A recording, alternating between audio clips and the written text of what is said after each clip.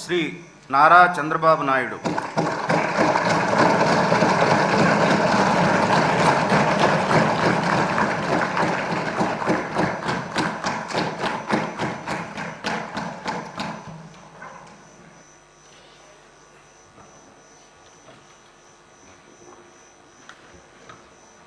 నారా చంద్రబాబు నాయుడు అనే నేను శాసనసభ సభ్యునిగా ఎన్నిక అయినందున శాసనం ద్వారా నిర్మితమైన భారత రాజ్యాంగం పట్ల నిజమైన విశ్వాసం, విధేయత చూపుతానని, భారతదేశ సార్వభౌమాధికారాన్ని, సమగ్రతను కాపాడుతానని, నేను స్వీకరించబోయే కర్తవ్యాన్ని శ్రద్ధాశక్తులతో నిర్వహిస్తానని దైవ సాక్షిగా ప్రమాణం చేస్తున్నాను.